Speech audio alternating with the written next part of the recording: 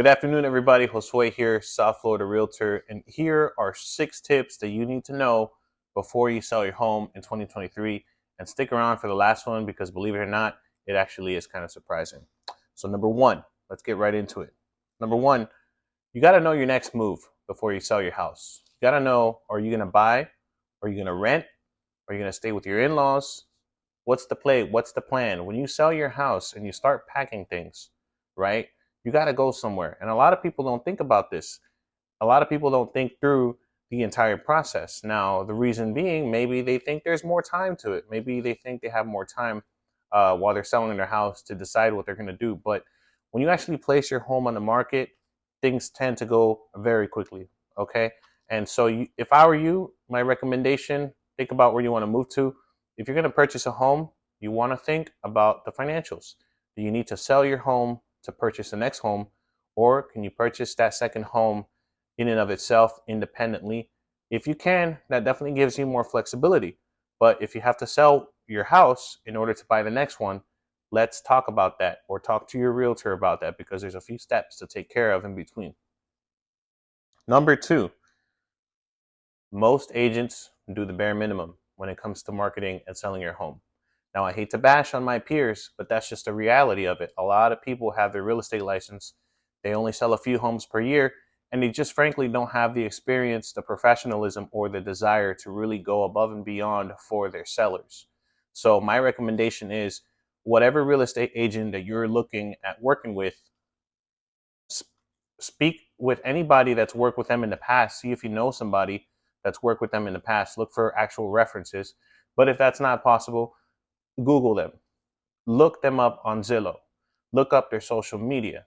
Try and see if this person is a full-time real estate agent. See the level of marketing that they actually implement into their business, and see if they have any negative or positive reviews. Now, a thing on Zillow reviews, you can kind of make those up. I mean, me as an agent, I can have my friends go on there and say any number of things in my direction.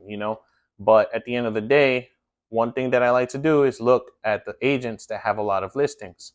When agents have listings, you can see the level of marketing that they put into their assignments. And this is a good way of knowing whether or not your realtor has the right experience as a listing agent to sell your home. Let's go to tip number 3. Who's going to be signing at the time of closing? Now, some people don't know that if they are married, the spouse has to sign on the closing documents in Florida.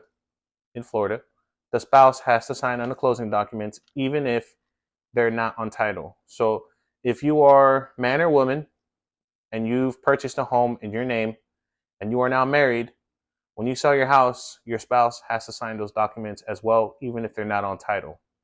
Okay, this has actually happened. I can give you guys a quick little story. I had a client who was selling her house. She told me she was divorced. I took her word for it. Her name was the only name on title. But when it came down to the closing, the title company said, hey, your client is still legally married. Now, come to find out, my client isn't technically legally divorced. She is separated. But she's been separated for so long that she just considered herself as divorced. Well, that's not the way it works in the state of Florida. Her spouse, or not really her spouse, I guess, her separated spouse, he had to come and drive down from West Palm Beach to sign closing documents. Okay. And as much as my client did not enjoy that process, that is a way that it has to be done, or else you can't sell your house.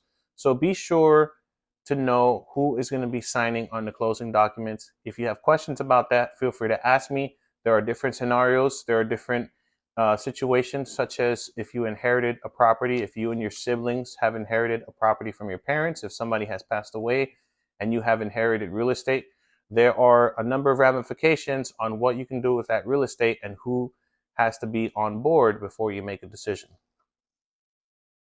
Number 4, you can do a post-occupancy if needed. All right, so a post-occupancy is when you sell the house, you've already closed on the deal, you've already dispersed the funds, but you need a little extra time because you haven't secured your next home yet. So what do? You make a post-occupancy agreement with the new buyers. And in this instance, most of the time it's something like 30 days. You end up paying them, a month's rent to make it worth their time. But it does give you a little bit of flexibility in case you haven't locked down that next location. And that's called the post occupancy. Second to last, number 5, are there any liens or violations on the property? This tip is very important because when you go to sell a house, before you can sell the house, you have to be able to deliver free, clear, marketable title. A buyer very rarely will purchase a home if it has liens or violations. Okay, it could be a cash purchase, right? If you're selling like a fixer-upper that has an expired permit for the roof or something like that, and it just costs too much money for you to fix.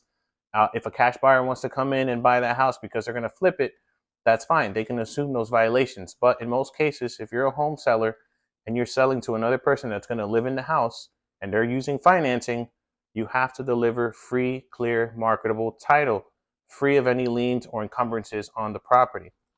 You can find this out by checking with your local county assessor's website to figure out if there's been any code violations or liens put onto the property.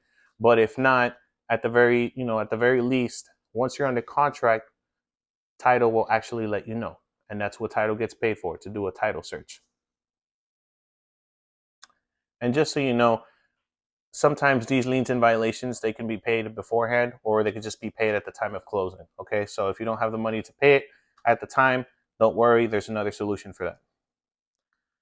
All right, so for the last tip, the last little point that you need to know before you sell your house in 2023 is that it's going to be an emotional experience. Okay, real estate is a real asset, but more than that, we attach a lot of emotions and memories to our domiciles, to our homes. Selling a house is not like it's not like selling a pair of shoes where you just collect the money and you move on with your life. You know what I'm saying? Selling a house carries a lot of emotional attachment, and it can oftentimes be a very stressful process for people because they underestimate everything that goes on during the transaction, all of the moving parts, and the pressures that are placed on them to start packing their things and going on to the next chapter of their life. So my recommendation, it all ties together because selling your house is a complicated process. I recommend you work with a realtor that you feel you have a connection with, you feel comfortable with, but you also feel that they're competent at their job. You can tell that they actually take their job seriously. So if you find the right balance between an agent that takes their job very seriously, but also has that human element that is going to allow them to connect with you and understand your perspective, I think you have found a winning real estate agent for the job of selling your house. Guys, thank you for listening to this video. I'm in South Florida. I'm a local realtor in Miami. So if you have any questions, feel free to put them in the comments box, send me an email, whatever you like. I'm here to help you out. Thanks so much.